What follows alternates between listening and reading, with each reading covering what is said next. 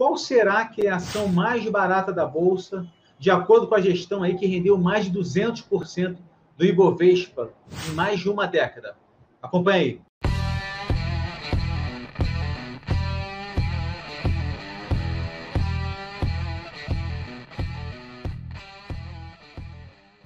Fala pessoal da Carteira Z, bem-vindo a esse canal, é um prazer tê-lo conosco aqui. Hoje a gente tem a grande satisfação de trazer Zé Luiz Junqueira, da gestão da Joule, mais uma vez, para falar conosco aqui. A gente estava conversando sobre essa fusão aí de Unidas com Localiza, a gente vai falar sobre isso hoje aqui. Então eu queria pedir para vocês se inscreverem nesse canal, curtir esse vídeo, a gente tem trazido aqui muito conteúdo de qualidade, com gestores de qualidade, para a gente entender o racional sobre cada decisão, sobre cada movimento no mercado. Então, Zé, é um prazer tê-lo aqui. Então, eu queria que você falasse agora do retorno de 2020 da Joule, né? O fundo Joule tem uma liquidez maior do que fundos em geral aí do mercado, né? Em 2020, a Bolsa aí, até agora, né? Eu vou até conferir agora. A gente está gravando aqui no finalzinho de setembro, caiu 16,12, o fundo 6,76, em 12 meses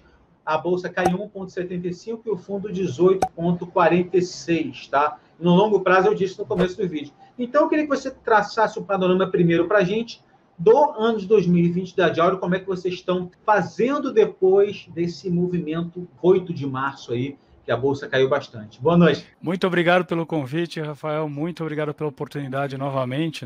Para a gente é importantíssimo, a gente tem um número de cotistas que cresce todos os dias, né? Semanalmente é muito mais gente, e uma oportunidade como essa para conversar com os cotistas, eles entenderem o que a gente faz, entender a estratégia do fundo, é fundamental para a gente. Muito obrigado de novo. Bom, esse ano foi muito atípico, né? Então o ano começou prometendo uma calmaria. Aliás, no começo do ano, eu até, em algumas gravações, eu dizia que era um ano que estava bastante dado, né? Já estava bastante limpo a previsibilidade para o ano. Só por isso veio o ano mais atípico da história, onde basicamente você tem os meses que aconteceram, todo mundo acompanhou, né? Está acompanhando o desenrolar dessa pandemia e tal, mas em termos de ambiente, a gente teve uma mudança de ambiente bastante radical em um curtíssimo espaço de tempo. Então, logo em janeiro, a gente chegou a abrir 10% em relação à Bolsa, em cima já do ano passado. Para quem quiser ver como é que foi ano passado, o fundo de fato superou a Bolsa com uma larguíssima margem, e em janeiro a gente já tinha aberto mais 10, e aí quando veio aí o Covid, depois do Carnaval, o nosso fundo chegou a cair bastante, né? Principalmente porque o grosso da reação do mercado ali foi muito rápida, e às vezes em fundos multimercados, né, que mudaram de estratégia também. Basicamente, ações eram um cavalinho importante da carteira, da alocação desses fundos, e uma série de papéis caiu tão errado, né, que a simetria ficou tão grande que a correção também veio muito grande. Então, o que a gente teve tempo de fazer ali no meio daquele furacão foi fazer o que a gente faz, né, de forma mais concentrada e mais dedicada, mas revisitar cada uma das companhias. A gente teve a oportunidade de tomar excelentes decisões de alocação microeconômicas em cima da realidade das empresas de fato. Então, a gente até já disse na última conversa que a gente teve, inclusive, que a gente tinha dobrado a nossa posição de Unidas, né?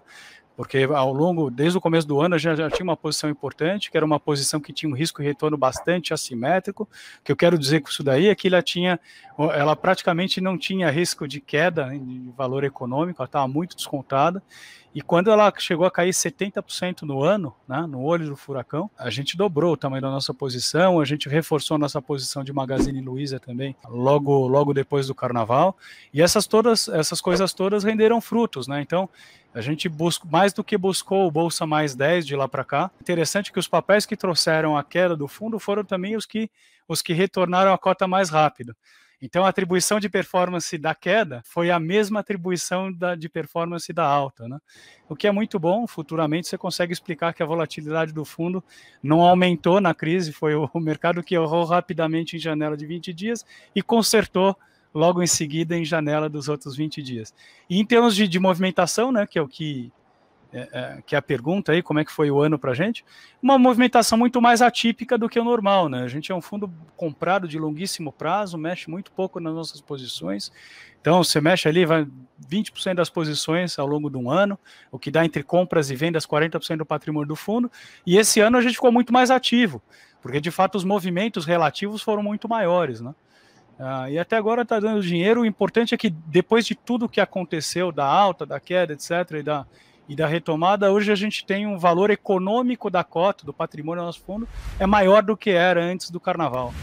Então a gente está bastante tranquilo, que a gente tem bastante valor para capturar para os nossos cotistas à frente. Perfeito, Zé. Muito bom esse primeiro contato aí. Essa live realmente vai ser um pouco curta para a gente falar da maior assimetria que vocês estão enxergando na Bolsa. Esse primeiro contato foi muito legal para você falar dessa dinâmica, desse período principal aí da crise, né, que a gente viveu e está vivendo até agora. Mas eu vou compartilhar uma tela para as pessoas entenderem, tá? Primeiro a gente falou que o fundo rendeu aqui mais de 2 vezes a Bolsa. Para não deixar mentir, a gente consegue, nesse gráfico aqui, pelo menos, ver desde 2009, aqui no comecinho, até aqui, sempre acima da Bolsa, tá? E aqui a gente consegue perceber também um retorno aí, ó, 434 a 159 da Bolsa nesse período largo.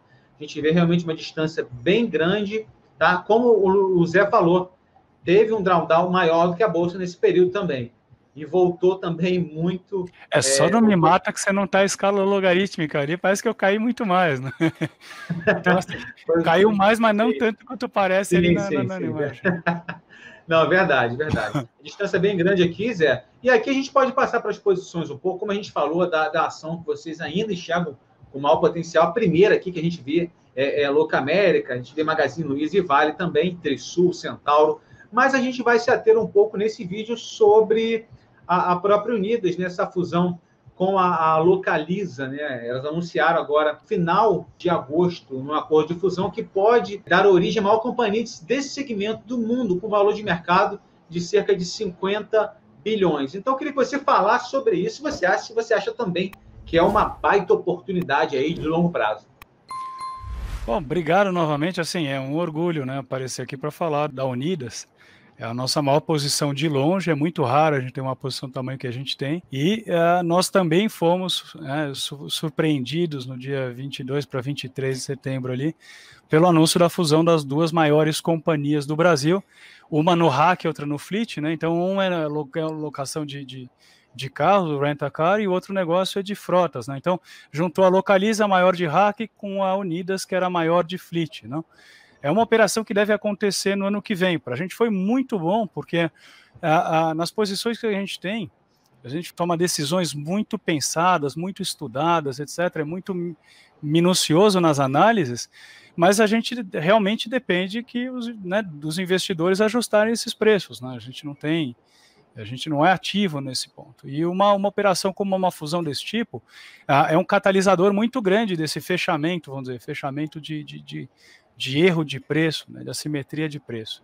Então, basicamente, o que eles anunciaram? Que eles vão se juntar, os acionistas da Localiza vão ficar com 77% da nova companhia, os da Locamérica com 23% da nova companhia, o que significa uma relação de troca de 0,4468 de ação da Localiza para cada ação da Unidas, né, e que representava lá no dia 23 de setembro, em relação ao dia 22, que é o dia anterior ao anúncio, de um upside, uma potencial de alta por valorização relativa, né, por ação contra ação, de 13%, contando com o dividendo de 425 milhões de reais, que os acionistas da Unidas vão receber no fechamento desse negócio, né? A empresa combinada vai ter uma receita líquida que nos últimos 12 meses daria quase 15 bilhões de reais, são 14,8 bilhões, quase 10 bilhões disso vem da Localiza e 4,6 vem da Unidas, né?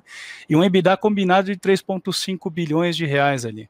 Aí mais dividido, né? A Localiza com 2,2 e a Unidas com 1,2 bilhões. A margem combinada vai para 24%, melhor do que o da Localiza, porque Localiza tinha 23% aí nos últimos 12 meses e a Unidas tinha 26%. vão para uma frota de 490 mil veículos, né? Agora, é uma empresa enorme e a grande oportunidade que tem é que o overlap de clientes é muito pequeno. Então, para todo mundo ter ideia do que eu estou dizendo, todo mundo que tem cartão de crédito, tem no Brasil 55 milhões de cartões de crédito, só 24 milhões de brasileiros já alugaram carro alguma vez, né? Desses 24 milhões de brasileiros, 11 milhões já foram clientes da Localiza e só 3 milhões de clientes foram clientes da Locamérica. Então, o overlap de clientes, a sobreposição é muito pequena e elas estão num mercado muito grande para conhecer novos clientes e para explorar novos clientes, né? A última vez que a gente conversou, Rafael, a gente falava justamente porque a gente tinha dobrado, né? A gente tem o valuation muito acertado de quanto é que esse negócio vale e a gente via bastante oportunidade à frente, ao contrário do que o mercado precificou quando ela estava caindo 70% no ano. Então, todo mundo achou, opa, a locação de veículo vai ser como a ação de uma companhia aérea, né? As pessoas não vão circular e ela está em sérios riscos, inclusive de liquidez. E a análise simplória, né, estava errada, né? Em primeiro lugar, locação diária de carros não caiu para zero, né? Ela sempre gira entre 75% e 80% a utilização da frota e caiu lá para entre 55% e 60%, nada mal para quem estava em casa e de fato tinha gente rodando, né? Os contratos mais curtos, esses de fato que tinham um valor mais alto, caíram antes, então teve um mix ali de preço por diário que de fato afetou a empresa, mas a nossa ideia é que com a paralisação das fábricas e a alta também cambial, a desvalorização cambial do real, fosse resultar num efeito de preço sobre o carro zero, né? Então, na última vez a gente conversou que o carro zero ia ficar mais caro, quer seja porque as fábricas ficaram paradas, então diluíram muito pouco, né, as despesas fixas, mas também os componentes importados iam inflacionar o preço do carro zero, o que ia causar um aumento do preço do usado, né? E de lá para cá, o que aconteceu? Essa é a parte legal da história, né? Não só o preço do usado ficou bom, subiu também, mas a venda de atacado explodiu, na verdade. Então, a companhia hoje deve trabalhar ali com uma venda trimestral entre 27 e 28 mil carros, né? Com preço mais alto e ticket mix subindo. Então, quando a companhia tomou aquela decisão, quando veio o Covid, de aumentar a depreciação, a gente tem um efeito combinado agora de duas coisas. Um carro que foi mais depreciado, não rodou proporcionalmente e um volume e preço mais alto daqui para frente, que isso vai se traduzir em uma margem melhor na venda do seminovo, e aquele risco que a gente conversou no último vídeo, de uma marcação a mercado a valor menor sobre a frota, né, está bastante descartado pelo momento, né? Acho que a impressão é a contrária, né? Upsides enormes, né? Então agora você imagina que você tem a maior de uma com a maior da outra, penetração, né? Para ganhar carteira de clientes dentro da gestão de frotas é muito lento, é muito mais lento do que no negócio de rent-a-car, né? Depende de uma capacidade de comercialização, os contratos são mais longos, tipo 3 anos e meio, então a mobilidade dos clientes também não é tão rápida e imediata, e a nova companhia já cresce com uma escala de compra de veículos maior, com uma sinergia de despesa de administração e gerais de administração e de vendas, né? Tem uma rede de revendas de seminovos para ser integrada, e nisso entre eficiências operacionais, a otimização de estrutura administrativa, melhoria na própria a estrutura de capital, e quando a gente vai ver quem é bom no quê, né, a gente tem a possibilidade da melhoria do que eles chamam de yield management, né, da Unidas. Então, o que é isso? É a gestão de tarifas. A Unidas já tinha aprendido bastante com a Enterprise, né, em gestão de tarifas, e a Localiza é reconhecida como a melhor em gestão de tarifas. Então, a Localiza ainda vai contribuir bastante para a empresa combinada na gestão de tarifas. E, ao mesmo tempo, aquela indicação de clientes, né, a Localiza meio que ficou órfão da Hertz ali, e a troca de clientes, o compartilhamento, indicação de clientes, agora vai se tornar possível com a própria Enterprise, né, que era acionista da Unidas. Então, o combinado das duas coisas vai possibilitar com que a empresa cresça no Brasil, com que ela ganhe mais escala, seja mais rentável e que também cresça na própria América Latina, né? E aí como é que ficou a governança disso tudo, que é outra coisa que empolga bastante a gente. Pelos próximos 2 anos, o Eugênio Mattar vai ser o chairman da companhia e o Luiz Fernando Porto vai ser o vice, né? Depois desse período, o Luiz Fernando Porto, nosso antigo CEO da nossa Unidas, ele assume a companhia, assegurando também para o mercado uma estabilidade de estratégia, deixando todos os acionistas, vamos dizer, confortáveis com o risco de sucessão, né? O que eu estou doido para ver, que ainda não chegou a hora, porque ainda a fusão tem que ser aprovada, etc., vai ser a integração dos times. Porque os dois lados têm profissionais muito bons, né? E assim, quem assistiu, quem acompanhou a história da Locamérica, quando ela comprou a HIT, depois a compra da própria Unidas, e a velocidade com que eles colocaram esses times para trabalhar com cultura, né? Com cultura única, cultura de uma empresa única, foi fantástico. Então, eu imagino o sucesso que um sujeito como o Sarkis, por exemplo, que é o diretor de rent-a-car da Unidas, e que o Luiz Lima, que é o diretor, hoje em dia o cargo dele é mais longo, é diretor de novos canais e atacado, ele era um head de seminovos, né? É um sujeito fantástico que foi quem implementou a estratégia de venda de seminovos na Unidas, quem definiu a meta diária de mix de venda, né, para permitir com que a desova, a venda de veículos, criasse valor para a companhia. Então, seguramente, né, eles vão fazer muito sucesso na empresa combinada, eles estão sentando para conversar, vão definir, né, os melhores cargos para cada um, mas seguramente a gente vai ter um lago ainda maior de talentos para administrar esse negócio, né? Oportunidade agora de valuation, né, que é a parte que interessa, vamos dizer, quem é cotista do fundo, né? Muito bem, saiu um anúncio desse, as ações reagiram rapidamente e tal, ainda tem upside, não tem upside, já foi, vocês venderam alguma coisa, a maior posição que vocês tinham, né, que vocês dobraram quando estava lá embaixo, então já deu muito dinheiro em cima dos 9, 10 reais sobre o que a gente pagou, né, na ação há 3 meses atrás e tal. Então, aí é a parte legal da história, né? A gente, em tudo que a gente faz, não terceiriza a análise para o mercado. Então, a gente não tinha a Unidas porque, em termos relativos, ela estava mais barata do que a Localiza, né? A gente tinha Unidas porque não tinha, ela tinha o desconto em relação ao valor econômico dela era muito maior e, no nosso ver, não existia nenhum motivo, nenhum ganho de escala ou vantagem competitiva do tamanho que a companhia era hoje, nem na compra de veículo, nem na venda, no SG&A, etc., que justificasse um gap de preço tão grande, né, de uma em relação à outra. Aliás, é legal falar o seguinte, o que permitiu que essa operação saísse foi o grande prêmio que o mercado pagava para a própria Localiza. Qual que é a estratégia ali? A Localiza estava tão bem precificada em relação a Unidas, que a Localiza pode propor um negócio para a Unidas a um valor que os acionistas e controladores da Unidas, vamos dizer, não venderiam a companhia, e usar a ação da própria companhia para pagar a empresa comprada, né? E esse pagamento em ações é onde traz o upside para essa história. Então, você imagina o seguinte, que você tem... aí é aquela história, né? Você tem o bottom-up, que é o que a gente faz. Você estuda qual o tamanho da frota, quanto a frota cresce por ano, como é que se comporta o capital de giro, a depreciação e uma opção de outras coisas, né? E aí você tem uma visão de mercado. É muito mais fácil aqui eu falar dados de mercado, dados públicos, que eu não preciso defender nenhum tipo de tese de investimento, etc., que isso é função do analista de investimento e não de um gestor, né? Mas como gestor, vamos olhar para as companhias a mercado, né? A Localiza, ela negociava 6 vezes o valor patrimonial dela, enquanto a Unidas negociava 2,4 vezes o valor patrimonial. Se a gente somar o valor patrimonial, que é aquele contábil mesmo, aí você vira e fala, não, Zé, mas os 10,7 bilhões, que é o valor do patrimônio líquido combinado, né? Quando eu pego o último balanço de março, ou quando eu pego o balanço do fechamento do ano passado, o valor combinado dos patrimônios não é exatamente esse, é um pouco menos. O que você precisa contar é que o valor patrimonial ele varia todo dia também.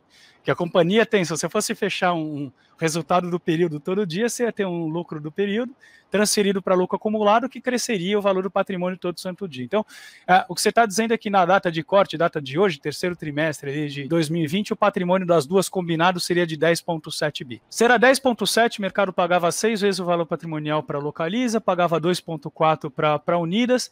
A gente tem que entrar numa segunda discussão antes de falar de valuation, que é, esse negócio cria valor ou destrói valor para o acionista das duas empresas, né? Como de fato esse negócio cria valor para as duas empresas, não haveria motivo nenhum para o mercado não atribuir um múltiplo, pagasse mais pão duro sobre os ativos da empresa combinada, né? Se você pegar os 10,7 bilhões e multiplicar pelo múltiplo que a própria Localiza negociava na véspera de 6,7, você chegaria num valor de mercado das duas empresas combinadas de 65 bilhões de reais. E os 65 bilhões de reais contra os 49, que é o que valia na data anterior, daria para a empresa combinada um upside ali em torno de 31%, né? Dependendo de como é que você faz essa conta. Se você for para o preço-valor patrimonial, você também tem o preço-lucro, por exemplo, a diferença é menor, vai?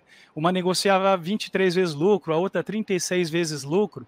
Aí você fala, bom, então se a Unidas, se o mercado for atribuir um preço justo para a Unidas, equivalente ao que ele estabelecia para a Localiza, você teria 13 vezes o lucro, né, dessa companhia, da Unidas, do ano que vem. Então, você criaria 6 bilhões de reais a mais para a companhia. No Office Fora, o que a gente está dizendo é o seguinte, além daqueles 13%, que é simplesmente quanto vale as duas juntas, né, e 23% daquilo é do acionista da Unidas, no caso nós, né, você ainda tem um efeito combinado, onde a gente vai ser dono de 23% de uma empresa muito maior, com valor de mercado muito maior e o valor econômico muito maior.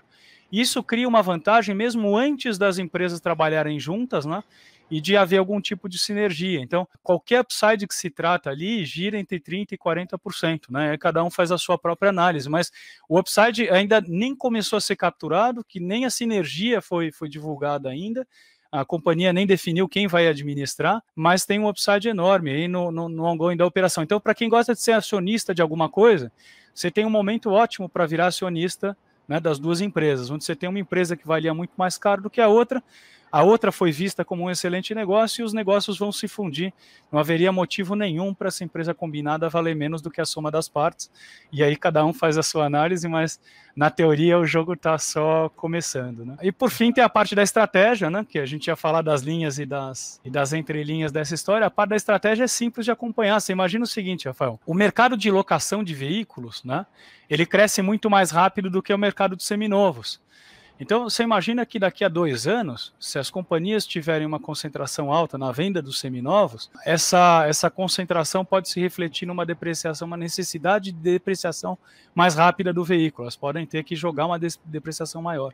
Então, nesse caso, a escala tem uma importância ainda maior. O que eu quero dizer desse negócio de escala, para você ter uma ideia, como o mercado delas depende de escala, se a gente voltasse lá para 2008, o valor do salário mínimo na época era R$ 415, né? A locação de um veículo era da ordem de 21% do salário mínimo.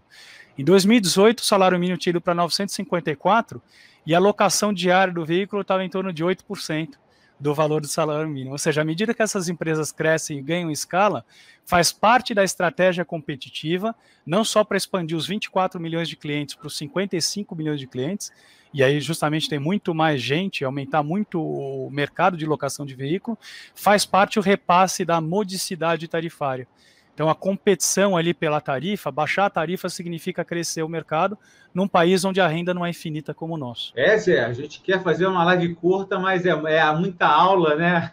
Uma aula sobre locadoras, eu acho que foi muito bom. O esclarecimento que você deu sobre os cases, né? A gente na Carteira Z dá muito valor ao pensamento da gestão, um investidor comum para ter uma visão, um estudo de caso, um contato direto com a governança da empresa. É muito difícil, por isso que a gente traz o gestor aqui para falar sobre racional de investimento. Eu quero até pedir para as pessoas que acompanharam, estão acompanhando, estão gostando do racional dos gestores, compartilhem esse canal, curtam aí, porque eu acho que essa segurança de investir num fundo ou numa empresa, né, eu acho que isso é muito válido, é muito agregador. Então, o pessoal que está acompanhando aí a Carteira Z, acompanhar o fundo de aula, a gente vai deixar aqui embaixo o site deles, se vocês quiserem conhecer lá. Tá bom, Zé? Muito obrigado pela sua participação. Chamaremos mais vezes. Valeu, forte abraço. Valeu, Zé. Obrigado, pessoal. Obrigado mesmo. Um abraço. Sucesso.